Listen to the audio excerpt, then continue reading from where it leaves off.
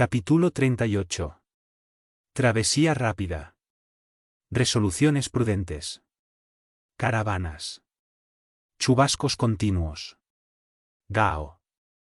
El Níger. Golberry, Gieffroy y Gray. Mungo Park.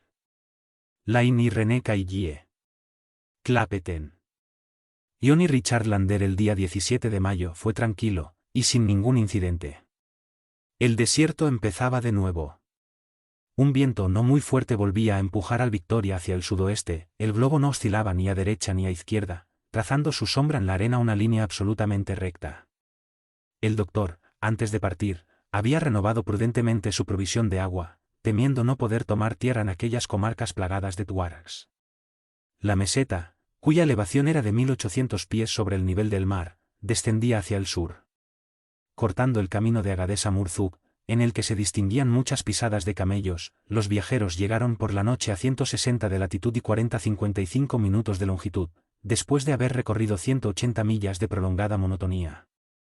Durante aquel día, Joe condimentó las últimas aves, que no habían recibido más que una preparación preliminar. Para cenar sirvió unos pinchitos de chochas sumamente apetitosos.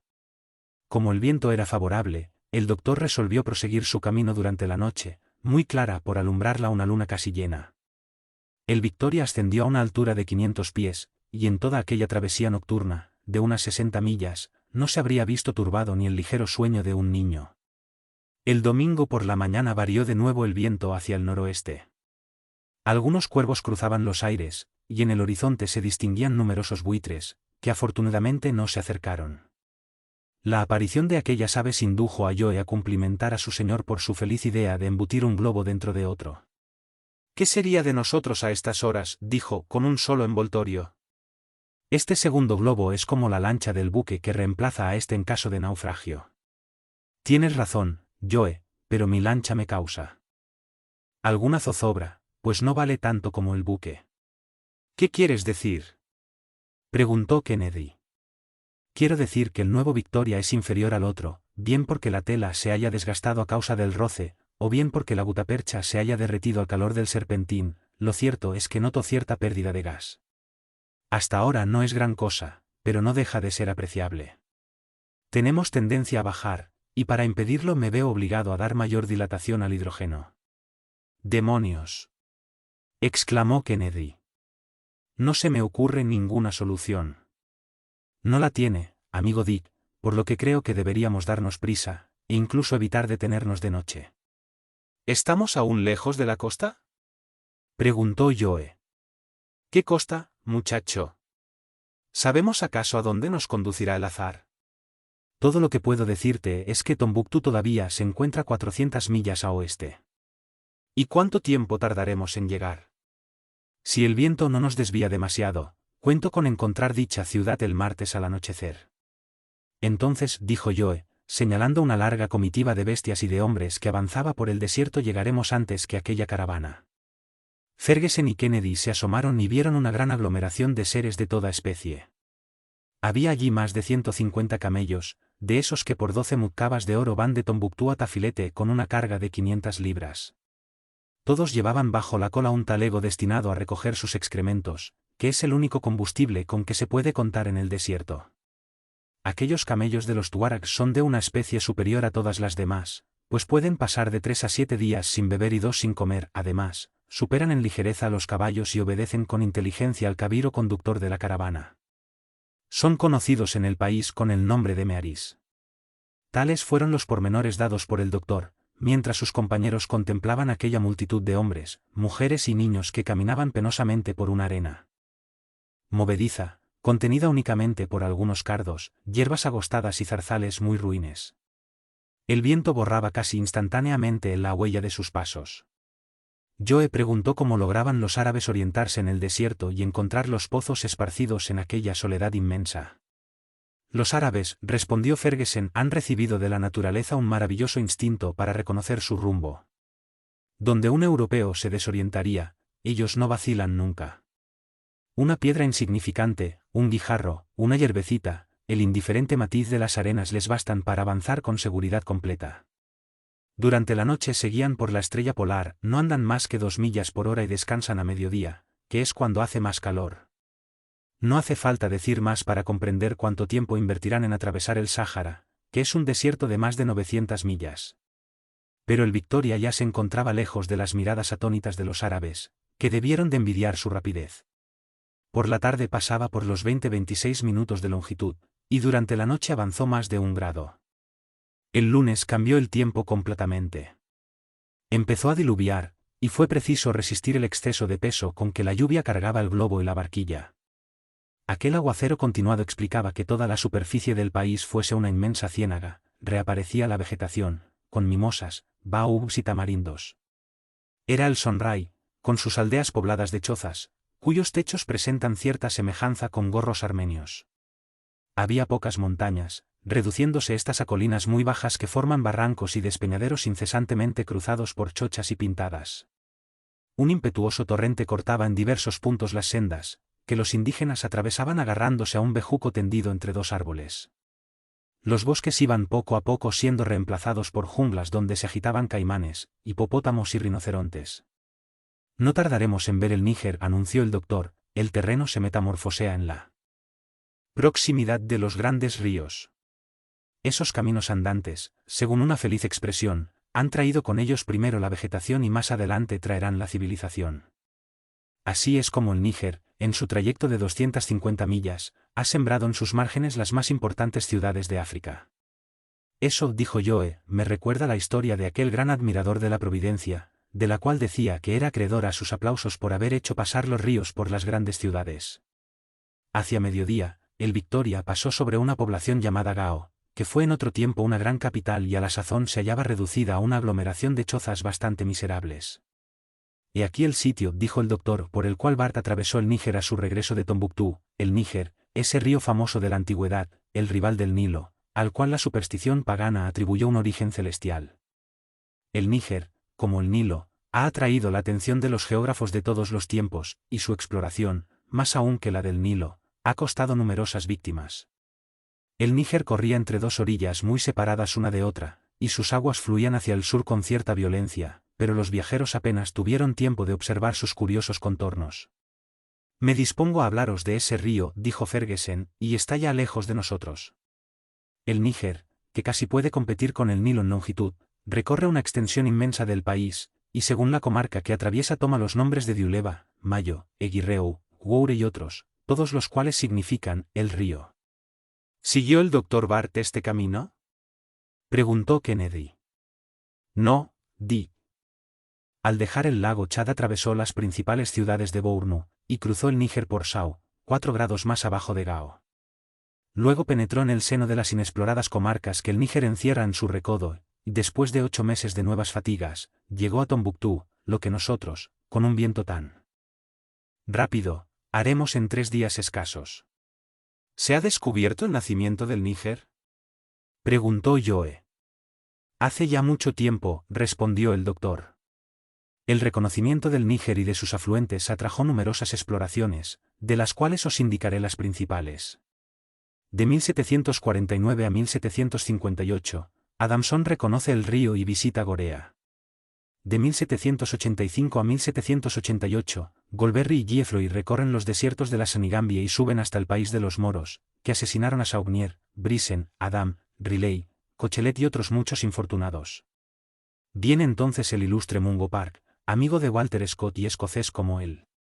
Enviado en 1795 por la Sociedad Africana de Londres, alcanza Bambarra, ve el Níger, recorre 500 millas con un traficante de esclavos, explora la costa de Gambia y regresa a Inglaterra en 1797, vuelve a partir el 30 de enero de 1805 con su cuñado Anderson, el dibujante Scott y un grupo de operarios, llega a Gorea, se une a un destacamento de 35 soldados y vuelve a ver el Níger el 19 de agosto, pero entonces, a consecuencia de las fatigas, de las privaciones, de los malos tratos, de las inclemencias del cielo y de la insalubridad del país, no quedaban ya vivos más que 11 de los 40 europeos. El 16 de noviembre llegaron a manos de su esposa las últimas cartas de Mungo Park, y un año después se supo por un comerciante del país que, al llegar a Basi, a orillas del Níger, el 23 de diciembre, el desventurado viajero vio cómo arrojaban su barca por las cataratas del río antes de ser degollado por los indígenas.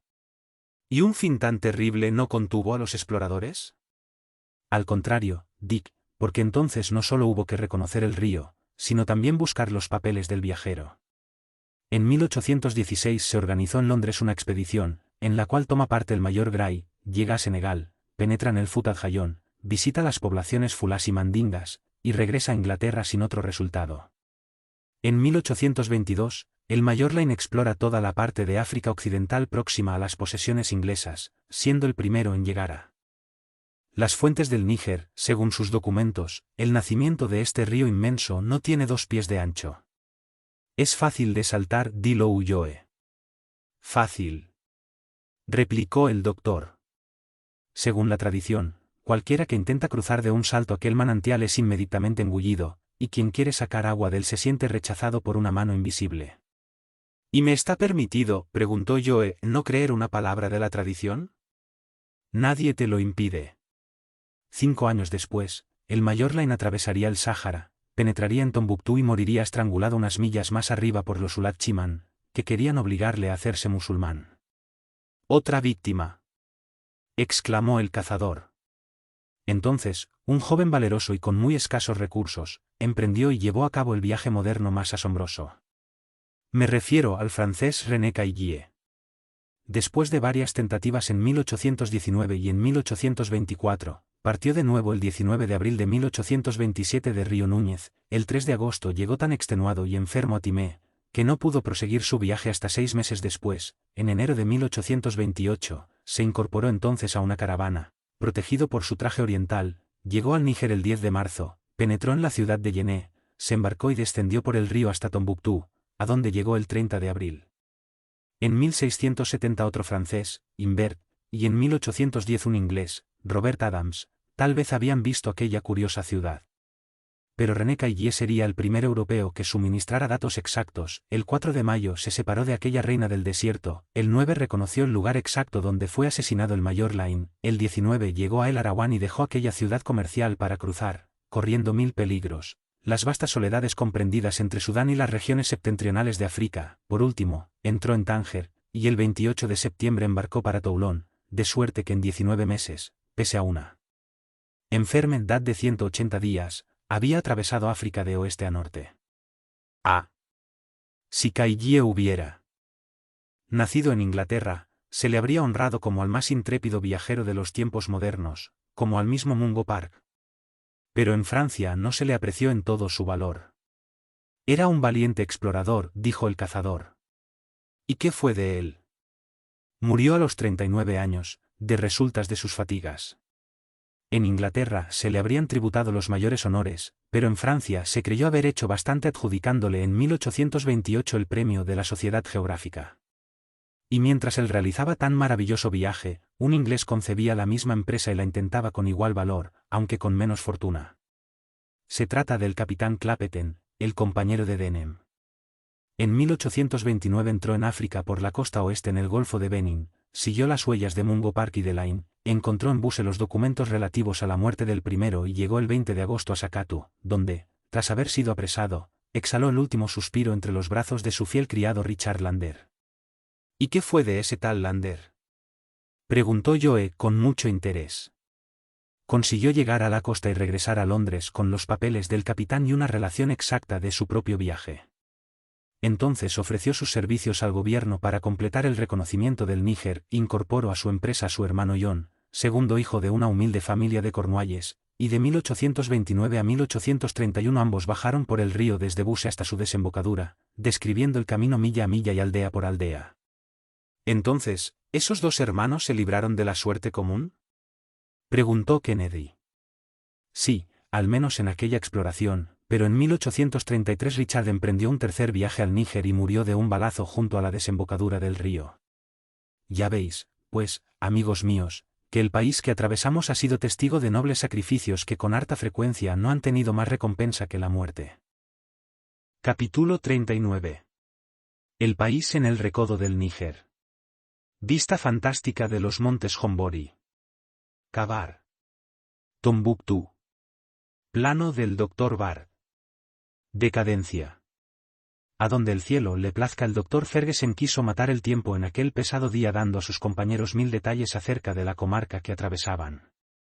El terreno, bastante llano, no presentaba ningún obstáculo para su marcha. La única preocupación del doctor era el maldito viento del noroeste, que soplaba furiosamente y le alejaba de la latitud de Tombuctú. El Níger, después de haber subido hasta esta ciudad por la parte norte, crece hasta convertirse en un inmenso chorro de agua y desemboca en el océano Atlántico formando un ancho delta. En aquel recodo el país es muy variado, distinguiéndose tan pronto por una exuberante fertilidad como por una aridez extrema. Llanuras incultas suceden a campos de maíz, que son luego reemplazados por dilatados terrenos cubiertos de retama. Todas las especies de aves acuáticas, el pelícano, la cerceta, el martín pescador, habitan las orillas de los torrentes y los márgenes de los pantanos, formando numerosas bandadas. De vez en cuando aparecía un campamento de tuaregs, refugiados bajo sus tiendas de cuero, en tanto que las mujeres se dedicaban a las faenas exteriores, ordeñando los camellos, con sus pipas encendidas en la boca. Hacia las 8 de la tarde, el Victoria había avanzado más de 200 millas en dirección oeste, y los viajeros fueron entonces testigos de un magnífico espectáculo. Algunos rayos de luna, abriéndose paso por una hendidura de las nubes y deslizándose entre las gotas de lluvia, bañaban las cordilleras del Hombori. Nada más extraño que aquellas crestas de apariencia basáltica, que se perfilaban formando fantásticas siluetas en el sombrío cielo. Parecían las ruinas legendarias de una inmensa ciudad de la Edad Media y recordaban los bancos de hielo de los mares glaciales, tal como en las noches oscuras se presentan a la mirada atónita. He aquí una ciudad de los misterios de Udolfo, dijo el doctor. Anne Radcliffe no hubiera acertado a describir estas montañas con un aspecto más imponente. No me gustaría, respondió Joe, pasear solo durante la noche por este país de fantasmas. Si no pesase tanto, me llevaría todo este paisaje a Escocia. Quedaría muy bien en las márgenes del lago Lomond y atraería a muchos turistas. Nuestro globo no es lo bastante grande para satisfacer tu capricho. Pero, me parece que nuestra dirección varía. Bueno. Los duendes de estos lugares son muy amables, nos envían un vientecillo del sureste que nos pondrá de nuevo en el buen camino. En efecto, el Victoria se dirigía más al norte, y el día 20 por la mañana pasaba por encima de una inextricable red de canales, torrentes y ríos, que constituían la encrucijada completa de los afluentes del Níger. Algunos de aquellos canales, cubiertos de una hierba espesa, parecían feraces praderas. Allí encontró el doctor la ruta de Bart, cuando éste embarcó para bajar por el río hasta Tombuctú. El Níger, de unas 800 toesas de ancho, corría allí entre dos orillas cubiertas de crucíferas y tamarindos. Grupos de gacelas triscadoras confundían sus retorcidos cuernos con las altas hierbas, desde las cuales el caimán las acechaba silencioso. Largas recuas de asnos y camellos, cargados de mercancías de Yené, se adentraban en las frondosas arboledas. Al poco, en una revuelta del río apareció un anfiteatro de casas bajas, en cuyas azoteas y techos estaba acumulado todo el heno recogido en las comarcas circundantes. «He aquí Cavar», exclamó el doctor con alegría. «Es el puerto de Tombuctú, la ciudad se encuentra apenas a 5 millas de aquí». «¿Está, pues, satisfecho, señor?», preguntó Joe. «Encantado, muchacho». «Bueno, la cosa marcha». En efecto, 2 horas después la reina del desierto, la misteriosa Tombuctú, que tuvo, como Atenas y Roma, sus escuelas de sabios y sus cátedras de filosofía, se desplegó bajo las miradas de los viajeros. Ferguson seguía los menores detalles en el plano trazado por el propio Bart, y reconoció su gran exactitud. La ciudad forma un enorme triángulo en una inmensa llanura de arena blanca. La punta se dirige hacia el norte y penetra en un extremo del desierto. En los alrededores, nada. Algunas gramíneas, algunas mimosas enanas, algunos arbustos casi secos. El aspecto de Tombuctú, a vista de pájaro, es el de un amontonamiento de bolos y de dados. Las calles, bastante estrechas, están bordeadas de casas de una sola planta, edificadas con ladrillos cocidos al sol, y de chozas de paja y cañas, cónicas o cuadradas. En las azoteas se ven indolentemente tendidos a algunos habitantes, vestidos con sus ropajes de colores chillones y con la lanza o el mosquete en la mano. A aquellas horas no aparece ni una mujer. Pero se dice que las mujeres son bellas, añadió el doctor. Mirad los 3 minaretes de las 3 mezquitas, únicas que quedan de las muchas que había. La ciudad ha perdido su antiguo esplendor. En el vértice del triángulo se alza la mezquita de San Coro, con sus hileras de galerías sostenidas por arcos de un diseño bastante puro. Más lejos, junto al cuartel de San Egungu, se ve la mezquita de Sid Yahya y algunas casas de 2 pisos. No busquéis ni palacios ni monumentos. El jeque es un simple traficante, y su morada real, un lugar de comercio. Me parece ver murallas medio derribadas, dijo Kennedy. Fueron destruidas por los Fulás en 1826, entonces la ciudad era una tercera parte mayor, pues Tombuctú, objeto de codicia general desde el siglo XI, ha pertenecido sucesivamente a los tuaregs, los caurayanos, los marroquíes y los feyatas. Pero este gran centro de civilización, en que un sabio como Ahmed Baba poseía en el siglo XVI una biblioteca de 1600 manuscritos, no es hoy más que un almacén de comercio de África Central. La ciudad, en efecto, parecía sumida en una gran incuria. Acusaba la desidia epidémica de las ciudades condenadas a desaparecer. Enormes cantidades de escombros se amontonaban en los arrabales y formaban, con la colina del mercado, los únicos accidentes del terreno. Al pasar el Victoria se produjo cierto revuelo e incluso se oyó toque de tambores, pero el último sabio de la localidad apenas tuvo tiempo de observar aquel nuevo fenómeno. Los viajeros, empujados por el viento del desierto, volvieron a seguir el curso sinuoso del río, y muy pronto Tombuctú no fue más que uno de los fugaces recuerdos del viaje. Y ahora, dijo el doctor, que el cielo nos conduzca a donde le plazca. Con tal de que sea al oeste. Replicó Kennedy. Va. Exclamó Joe. No me asustaría aunque se tratase de volver a Zanzíbar por el mismo camino o de atravesar el océano hasta América. No podríamos, Joe. ¿Qué nos falta para ello? Gas, Joe. La fuerza ascensional del globo disminuye sensiblemente, y tendremos que llevar mucho cuidado para conseguir que nos lleve hasta la costa. Voy a verme obligado a echar lastre. Pesamos demasiado. He aquí las consecuencias de no hacer nada, señor. Tendidos todo el día como unos haraganes, engordamos excesivamente y así no hay globo que pueda sostenernos. A la vuelta de nuestro viaje, que es un viaje de perezosos, nos encontrarán horriblemente obesos. Tus reflexiones, Joe, son dignas de ti, respondió el cazador. Pero espera hasta el final. ¿Sabes acaso lo que el cielo nos reserva? Estamos aún lejos del término de nuestro viaje. ¿A qué parte de la costa de África crees que llegaremos, Samuel? No puedo decírtelo, Dick, estamos a merced de vientos muy variables. Pero, en fin, me daré por muy dichoso si llego entre Sierra Leona y Portendick, donde hay cierta extensión de tierra donde encontraremos amigos. Y tendremos mucho gusto en estrecharles la mano. Pero, ¿seguimos al menos el rumbo apetecido? No enteramente, Dick, mira la brújula y verás que nos dirigimos al sur y remontamos el Níger hacia sus fuentes. Buena ocasión para descubrirlas, respondió Joe, si no estuviesen ya descubiertas. Pero, no. ¿Podríamos encontrar otras? No, Joe. Pero, tranquilízate, espero no llegar hasta allí. A la caída de la tarde, el doctor echó los últimos sacos de lastre. El Victoria se elevó, pero el soplete, aunque funcionaba con toda la llama, apenas podía mantenerlo. Se hallaba entonces 60 millas al sur de Tombuctú, y al día siguiente los viajeros amanecieron sobre las orillas del Níger, no lejos del lago Debo. Capítulo 40. Zozobra del Dr. Ferguson. Dirección persistente hacia el sur. Una nube de langostas. Vista de Yené. Vista de Segó. Variación del viento. Sentimientos de Joe en aquel sitio. El lecho del río estaba dividido por grandes islotes en estrechos brazos de una corriente muy rápida. En uno de aquellos se alzaban algunas chozas de pastores, pero la velocidad del Victoria, que iba en progresivo aumento, no permitió realizar un examen exhaustivo.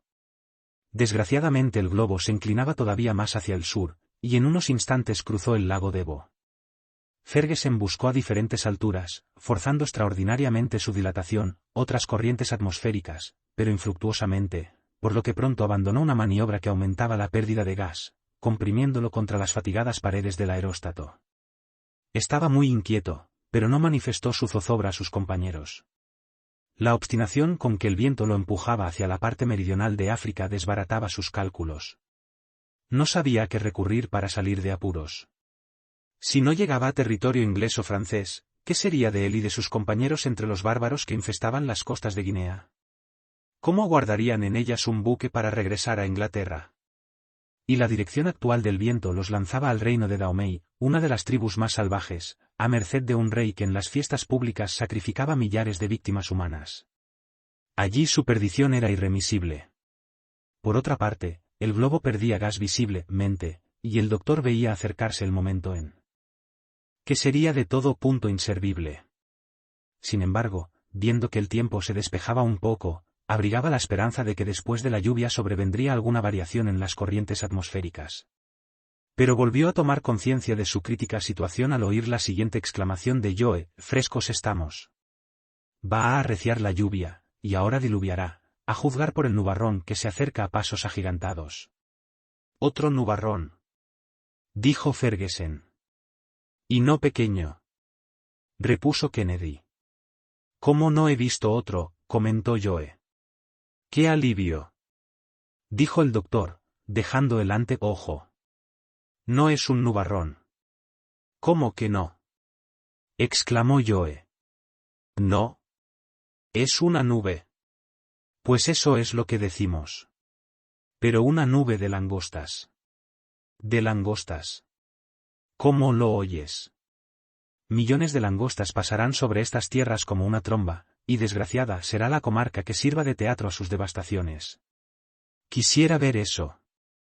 «Lo vas a ver, Joe», dijo el doctor. «Dentro de 10 minutos, esa nube nos alcanzará y juzgarás por ti mismo».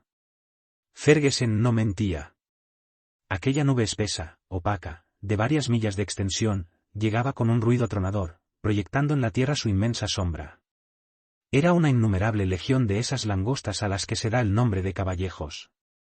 A 100 pasos del Victoria, se precipitaron sobre un territorio alfombrado de verdor. Un cuarto de hora después, la masa reemprendía el vuelo y los viajeros aún podían distinguir de lejos los árboles desprovistos de hojas y las praderas convertidas en rastrojos. Hubiérase dicho que un repentino invierno había sumido la campiña en la esterilidad más completa. «¿Qué te ha parecido, Joe?». «Una cosa muy curiosa, señor, pero muy natural. Lo que haría en pequeño una langosta, lo hacen en grande millones de ellas». «Espantosa lluvia», exclamó el cazador. «Y más devastadora que el granizo». «Y de la cual no es posible preservarse», respondió Ferguson. «Alguna vez, los campesinos han tenido la idea de incendiar los bosques y hasta las mieses para detener el vuelo de tan voraces insectos, pero las primeras filas, precipitándose sobre las llamas, las apagaban bajo su enorme mole, y el resto de la columna pasaba inexorablemente.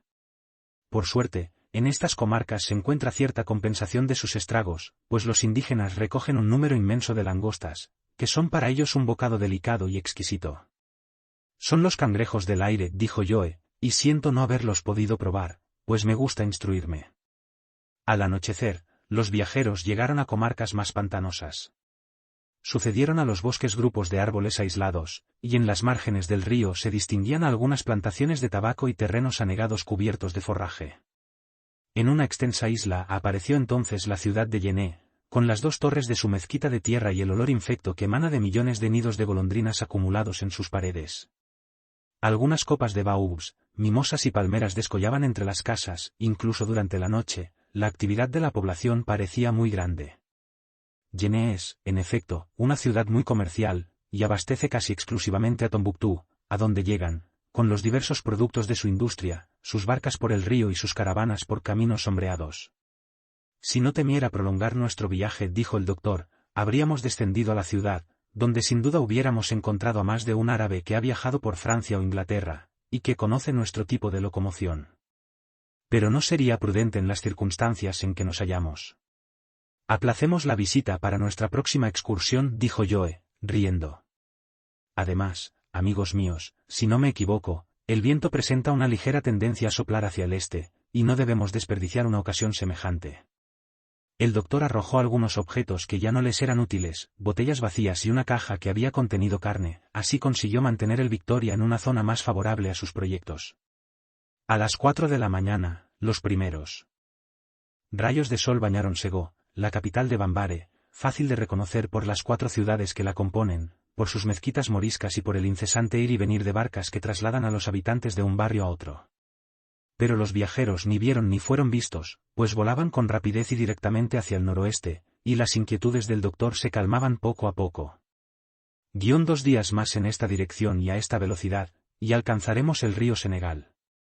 ¿Y nos hallaremos en país amigo? Preguntó el cazador. Todavía no, pero, si el Victoria nos fallase, desde allí podríamos llegar a territorio francés. Sin embargo, lo que debemos desear es que el globo tire algunos centenares más de millas, y sin fatiga, zozobras ni peligros llegaremos a la costa occidental. Y todo habrá acabado. Dijo Joe. Qué pena. Si no fuese por las ganas que tengo de contarlo, no quisiera bajar nunca de la barquilla. Señor, ¿cree que se dará crédito a nuestros relatos? ¿Quién sabe, Joe? Pero, en fin, siempre habrá un hecho incontestable. Miles de testigos nos habrán visto salir de una costa de África, y miles de testigos nos verán llegar a la otra costa. En este caso intervino Kennedy, no se podrá negar que la hemos atravesado. Ah, señor Samuel, añadió Joe, suspirando. Más de una vez echaré de menos mis pedruscos de oro macizo. Habrían dado consistencia a nuestras historias y verosimilitud a nuestros relatos. A grano de oro por oyente, habría reunido a un escogido público para oírme y hasta para admirar. Capítulo 41. Las proximidades del Senegal. El Victoria continúa bajando. Se sigue echando lastre sin parar. El Morabito al Adji. Los señores Pascal, Vincent y Lambert. Un rival de Mahoma. Las montañas difíciles. Las armas de Kennedy. Una maniobra de Joe. Alto sobre un bosque el 27 de mayo, hacia las 9 de la mañana, el terreno se presentó bajo un nuevo aspecto. Las extensas pendientes se transformaban en colinas que hacían presagiar montanas próximas. Había que traspasar la cordillera que separa la cuenca del Níger de la del Senegal y determina la dirección de las aguas, o bien al Golfo de Guinea, o bien a la bahía de Cabo Verde. Aquella parte de África, hasta el Senegal, es peligrosa. El doctor Ferguson lo sabía por las narraciones de sus predecesores, que habían sufrido 1000 privaciones y arrostrado 1000 peligros entre aquellos negros bárbaros. Aquel clima funesto acabó con la mayor parte de los compañeros de Mungo Park. Ferguson estaba, pues, más decidido que nunca a no poner los pies en aquella comarca inhospitalaria. Pero no tuvo un momento de sosiego. El Victoria bajaba sensiblemente, y fue preciso arrojar multitud de objetos más o menos útiles, sobre todo en el momento de salvar el pico o cresta de un cerro. Y así anduvieron por espacio de más de 120 millas, sin parar de subir y bajar. El globo, nuevo peñasco de Sísifo, descendía incesantemente, las formas del aeróstato, poco hinchado, se alargaban, y el viento forma vea bolsas en sus paredes. Kennedy no pudo evitar comentario. ¿Tiene el globo alguna fisura?, preguntó. No, respondió el doctor, pero sin duda, con el calor, la gutapercha se ha reblandecido o derretido, y el hidrógeno se escapa por el tejido del tafetán. ¿Y cómo impedir que se escape? De ninguna manera. No podemos hacer más que aligerar peso, arrojemos fuera de la barquilla cuanto podamos arrojar. Pero, ¿qué hemos de arrojar?, preguntó el cazador, recorriendo con su mirada la barquilla, ya muy desprovista. Desprendámonos de la tienda que pesa bastante.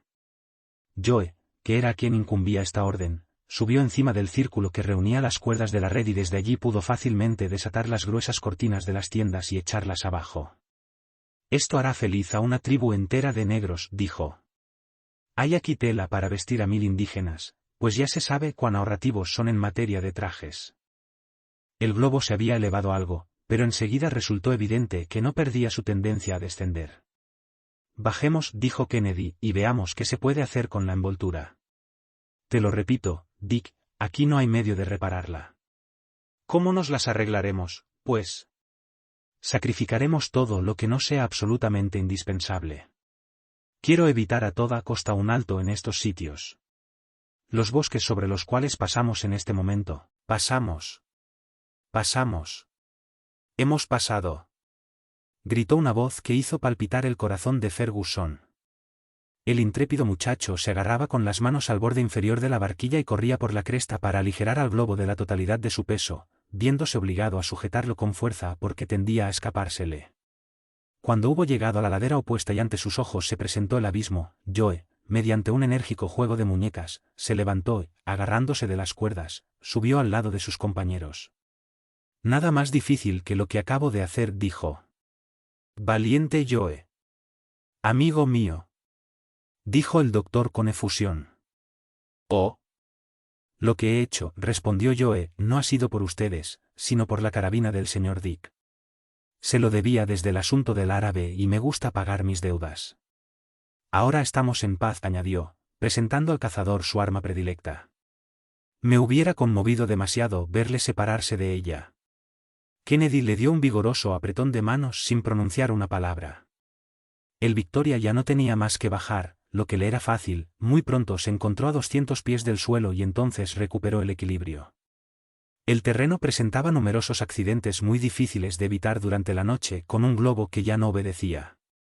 Estaba oscureciendo con gran rapidez y, pese a sus reticencias, el doctor tuvo que resignarse a hacer un alto hasta el día siguiente. Vamos a buscar un lugar favorable para detenernos, dijo. Ah. ¿Te decides al fin? Respondió Kennedy. Sí, he meditado detenidamente un proyecto que vamos a poner en práctica. No son más que las 6 de la tarde, tendremos tiempo. Echa las anclas, Joe. Joe obedeció, y las 2 anclas quedaron colgando debajo de la barquilla. Distingo inmensos bosques, dijo el doctor. Iremos por encima de las copas de sus árboles y nos agarraremos de alguna. Por nada de este mundo consentiría en pasar la noche en tierra. ¿Podremos bajar? Preguntó Kennedy. ¿Para qué? Os repito que sería peligroso separarnos. Además, reclamo vuestra ayuda para un trabajo difícil. El Victoria, que rozaba la verde bóveda de inmensos bosques, no tardó en detenerse bruscamente, sus anclas habían quedado enganchadas. El viento cesó entrada ya la noche, y el globo permaneció casi inmóvil encima de un interminable campo de verdor formado por las copas de un bosque de sicomoros. Capítulo 42. Combate de generosidad. Último sacrificio. El aparato de dilatación. Destreza de Joe. Medianoche. La guardia del doctor. La guardia de Kennedy. Dick se duerme. El incendio. Los gritos.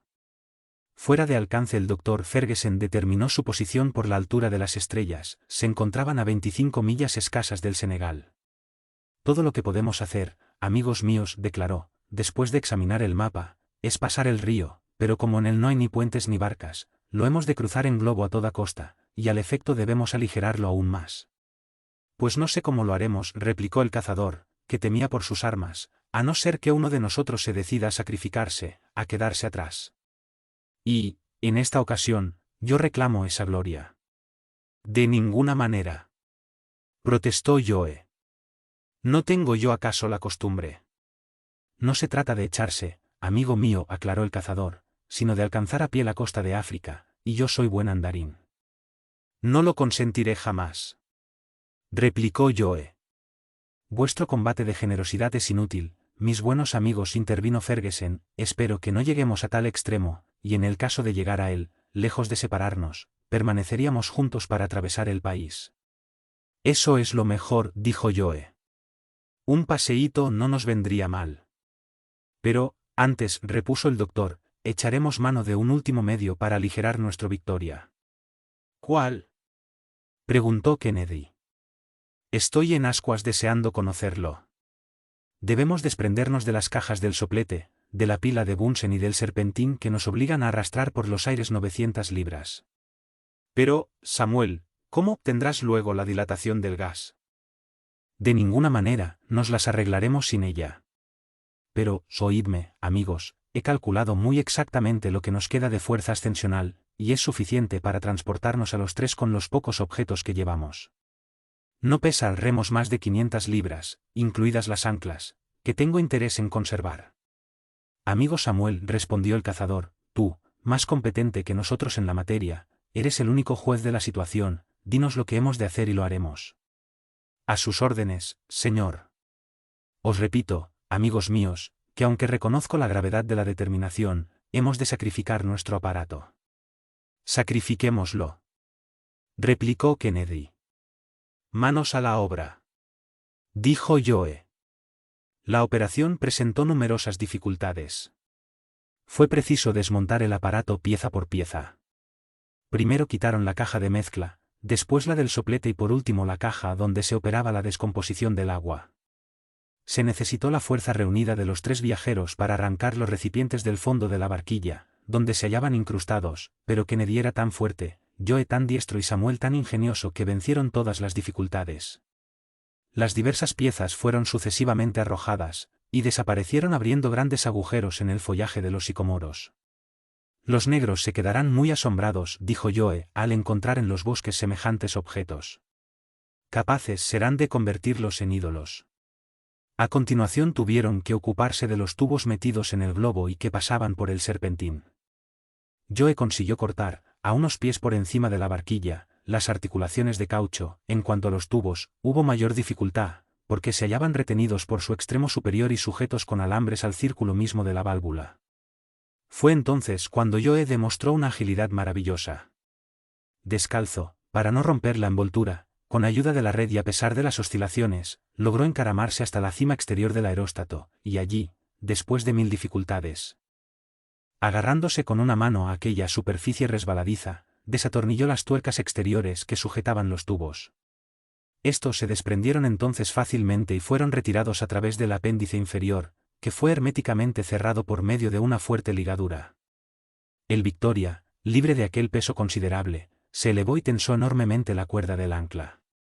A medianoche quedaron felizmente terminados aquellos trabajos, que resultaron muy fatigosos.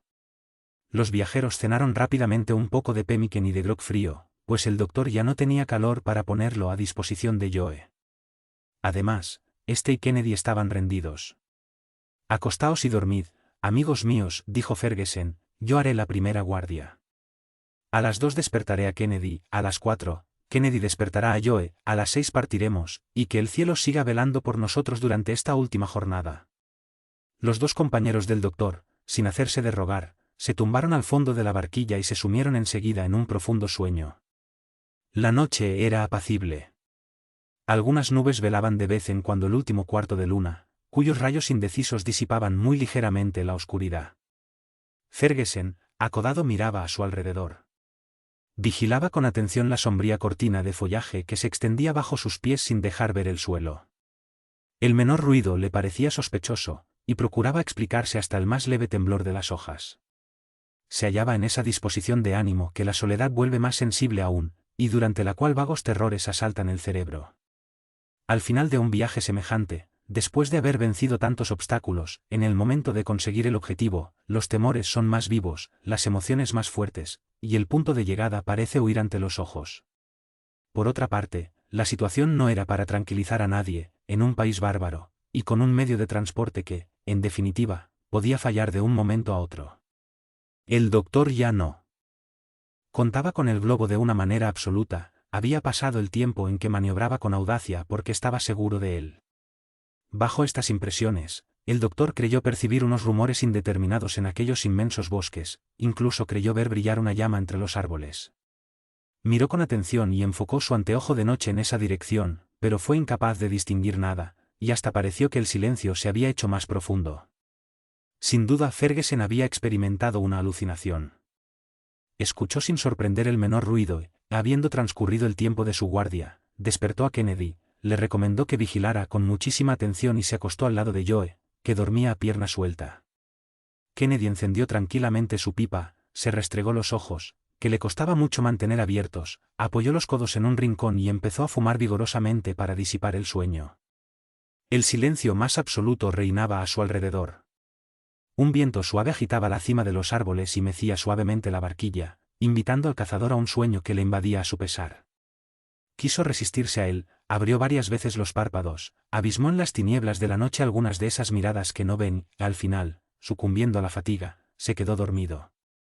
¿Cuánto tiempo permaneció sumido en aquel estado de inercia? Lo único que pudo decir fue que le despertó un chisporroteo inesperado. Se restregó los ojos y se puso en pie. Un calor insoportable llegaba a su rostro. El bosque estaba ardiendo. «¡Fuego! ¡Fuego!», exclamó, sin comprender lo que pasaba. Sus 2 compañeros se levantaron. «¿Qué es eso?», preguntó Samuel. «¿Un incendio?», exclamó Joe. Pero, ¿quién puede? En aquel momento se oyeron gritos debajo del follaje, violentamente iluminado. «Los salvajes», exclamó Joe. «Han prendido fuego al bosque para estar seguros de quemarnos». «Los talibas». «Los Mourebitos de Al-Adjil», dijo el doctor. Un círculo de fuego rodeaba al Victoria.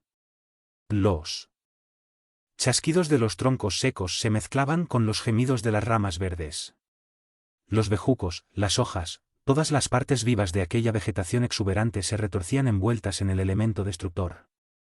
La mirada se perdía en un océano en llamas, los grandes árboles destacaban en negro en la inmensa fragua, con las ramas cubiertas de ascuas, el inflamado conjunto se reflejaba en las nubes, y los viajeros creyeron hallarse encerrados en una esfera de fuego. «Huyamos», exclamó Kennedy. «A tierra. Es nuestra única posibilidad de salvación». Pero Ferguson lo detuvo con mano firme, precipitándose hacia la cuerda del ancla, la cortó de un hachazo. Las llamas, prolongándose hacia el globo, lamían ya sus iluminadas paredes, pero el Victoria, libre de sus ataduras, se elevó más de 1000 pies. Espantosos gritos resonaron en el bosque, acompañados de violentas detonaciones de armas de fuego. El globo, atrapado por una corriente que se levantaba con el día, puso rumbo al oeste. Eran las 4 de la mañana. Capítulo 43. Los talibas. La persecución. Un país devastado. Viento moderado. El Victoria baja. Las últimas provisiones. Los saltos del Victoria. Defensa a tiros. El viento refresca. El río Senegal. Las cataratas de Gowina. El aire caliente. Travesía del río. Si ayer por la noche no hubiésemos tomado la precaución de aligerar peso, dijo el doctor, a estas horas estaríamos irremisiblemente perdidos. Por eso es bueno hacer las cosas a tiempo, repuso Joe. Gracias a eso nos hemos salvado, y es muy natural. No estamos fuera de peligro, replicó Ferguson. ¿Qué temes?, preguntó Dick. El Victoria no puede descender sin tu permiso, y aun cuando descendiera, como descendiese. Mira, Dick. Los viajeros acababan de trasponer el lindero del bosque, y vieron a unos 30 jinetes vestidos con pantalón ancho y albornoz ondeante. Unos armados con lanzas y otros con espingardas, seguían al trote, a lomos de sus caballos. Vivos y ardientes, la dirección del Victoria, que avanzaba a una velocidad moderada. Al ver a los viajeros prorrumpieron en gritos salvajes, blandiendo sus armas. La cólera y la amenaza se leían en sus semblantes morenos, cuya ferocidad acentuaba una barba escasa pero erizada. Atravesaban con facilidad las mesetas bajas y las suaves colinas que descienden al Senegal. «Son ellos», dijo el doctor. «Los crueles talibas, los feroces Mourebitos de Al-Adji. Preferiría hallarme en el bosque rodeado de fieras, que caer en manos de tan inmundos bandidos». «Su aspecto no es tranquilizador», dijo Kennedy. «Y se les ve muy fornidos». «Afortunadamente», dijo Joe, «son bestias de una especie que no vuela, al menos es un consuelo. Mirad esas aldeas en ruinas y esas chozas reducidas a cenizas», dijo Ferguson. «Es obra de ellos, la aridez y la devastación marcan las huellas de su paso». «Pero no pueden alcanzarnos», replicó Kennedy. «Si logramos poner el río entre ellos y nosotros, estaremos completamente seguros». «Dices bien, Dick, pero para eso es preciso no caer», respondió el doctor, mirando el barómetro. «Por si acaso, Joe», repuso Kennedy, «no estaría de más preparar las armas». «Eso no puede perjudicarnos, señor Dick, ha sido una suerte no haberlas sembrado por el camino». «Mi carabina», exclamó el cazador. «Espero no separarme nunca de ella». Y Kennedy la cargó con el mayor cuidado. Le quedaba aún pólvora y balas suficientes. «¿A qué altura nos mantenemos?», preguntó el cazador. «A unos 750 pies. Pero ya no tenemos la posibilidad de buscar corrientes favorables subiendo o bajando, nos hallamos a merced del globo». «Lo cual es un grave inconveniente», repuso Kennedy. «El viento es bastante flojo, si hubiéramos encontrado un huracán como el de otros días, ya habríamos perdido de vista a esos infames bandidos». «Esos malditos», dijo Joe, «nos siguen sin ninguna dificultad, al trote». Un auténtico paseo. Si los tuviésemos a tiro, dijo el cazador, me divertiría derribándolos a todos uno tras otro. Buena la haríamos. Respondió Ferguson. Si los tuviésemos a tiro, ellos también nos tendrían a tiro a nosotros, y nuestro Victoria ofrecería un blanco fácil a las balas de sus largas espingardas. Hazte cargo de lo que sería de nosotros si agujereasen el globo. La persecución de los talibas continuó toda la mañana. Hacia las 11, los viajeros apenas habían recorrido 15 millas hacia el oeste. El doctor examinaba en el horizonte hasta las más pequeñas nubecillas. Temía una variación atmosférica. Si el viento arrastraba el globo hacia el Níger, ¿qué sería de ellos? Notaba, además, que el globo tendía a bajar sensiblemente. Desde su partida había perdido ya más de 300 pies, y el Senegal debía de estar aún a unas 12 millas, a la velocidad actual todavía les faltaban 3 horas de viaje. En aquel momento, nuevos gritos llamaron su atención. Los talibas se agitaban, precipitando el galope de sus caballos. El doctor consultó el barómetro y comprendió la causa de aquella algarabía. Bajamos, dijo Kennedy. Sí, respondió Ferguson. Malo, pensó Joe. Pasado un cuarto de hora, la barquilla se hallaba a menos de 150 pies del suelo, pero el viento era más fuerte. Los talibas, sin detenerse, hicieron una descarga. «Estáis demasiado lejos, imbéciles», exclamó Joe. «Bueno será tenerlos a raya». Y, apuntando a uno de los jinetes que iban delante, hizo fuego. El taliba dio una voltereta, sus compañeros se detuvieron y el Victoria les sacó ventaja. «Son prudentes», dijo Kennedy. «Porque creen estar seguros de cogernos», respondió el doctor. «Y nos cogerán si seguimos bajando. Es absolutamente indispensable que nos elevemos». «¿Qué vamos a echar?», preguntó Joe. «Todo el pemmican que queda. Serán 30 libras menos de peso». «Pues allá va», dijo Joe, obedeciendo las órdenes de su señor. La barquilla, que casi llegaba al suelo, subió entre el griterío de los talibas, pero, media hora después, el Victoria volvía a bajar rápidamente. El gas se escapaba por los poros de sus paredes.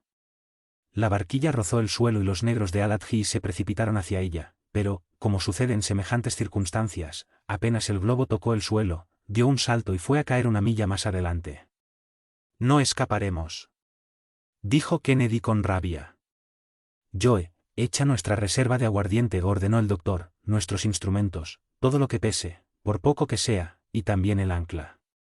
Joe arrancó los barómetros y los termómetros, pero todo eso suponía muy poco, y el globo, que subió momentáneamente, no tardó en volver a tocar el suelo. Los talibas corrían tras ellos y no estaban ya más que a 200 pasos. «Echa las 2 escopetas», exclamó el doctor. «No será sin haberlas descargado», respondió el cazador. Y 4 disparos sucesivos hicieron morder el suelo a 4 talibas, que cayeron entre los frenéticos gritos de la horda. El Victoria se levantó de nuevo, dando saltos enormes, como una inmensa pelota que bota en el suelo. Extraño espectáculo el que ofrecían aquellos desdichados intentando huir a pasos de gigante, y que, a semejanza de Anteo, parecía que recobraban fuerzas al llegar a tierra. Pero aquella situación no podía prolongarse incesantemente. Era casi mediodía. El Victoria se agotaba, se vaciaba, se alargaba, su envoltura se tornaba fofa y ondulante, los pliegues del tafetán rechinaban al rozar unos con otros. «El cielo nos abandona», dijo Kennedy. «Vamos a caer». Joe no respondió, no hacía más que mirar a su señor. «No», dijo este. «Aún podemos desprendernos de más de 150 libras». «¿Dónde están?», preguntó Kennedy, pensando que el doctor se había vuelto loco. «La barquilla», respondió este. «Colguémonos de la red. Las mallas nos sostendrán y llegaremos al río. Pronto. Pronto». Y aquellos hombres audaces no vacilaron en intentar semejante medio de salvación. Se colgaron de las mallas de la red, tal como había indicado el doctor, y Joe, sosteniéndose con una mano, cortó con la otra las cuerdas de la barquilla, la cual cayó en el momento preciso en que el aeróstato iba a desplomarse definitivamente. «¡Hurra! ¡Hurra!», exclamó, mientras el globo, sin lastre alguno, ascendía a 300 pies de altura. Los talibas espoleaban a sus caballos, que barrían el suelo con los cascos, pero el Victoria, encontrando un viento más activo, les tomó la delantera y avanzó rápidamente hacia una colina que cerraba el horizonte al oeste. Fue una circunstancia favorable para los viajeros, porque pudieron pasar al otro lado de la colina, mientras que la horda de Al-Adji se vio obligada a dar un rodeo por el norte para salvar el obstáculo. Los tres compañeros se sostenían agarrados de la red, que habían podido atar por debajo, de suerte que formaba una especie de bolsa flotante. De repente, después de haber pasado la colina, el doctor exclamó: «El río». «¿El río? ¿El Senegal?» En efecto, a una distancia de 2 millas fluía una extensa corriente de agua. La orilla opuesta, baja y fértil, ofrecía una retirada segura y un lugar favorable para el descenso. «Un cuarto de hora más», dijo Ferguson, «y ya salvo». Pero, desgraciadamente, el globo vacío caía poco a poco sobre un terreno casi enteramente desprovisto de vegetación, compuesto de largas pendientes y llanuras pedregosas, donde no se velan más que algunos matorrales y una hierba espesa que el ardor del sol había secado. El Victoria tocó varias veces el suelo y volvió a elevarse, pero sus saltos disminuían en extensión y altura, y en el último se quedó enganchado por la parte superior de la red a las altas ramas de un baobab aislado, único árbol en medio de aquel terreno desierto. «Todo ha concluido», exclamó el cazador. «Y a 100 pasos del río», dijo Joe. Los tres desdichados saltaron a tierra y el doctor condujo a sus dos compañeros hacia el Senegal.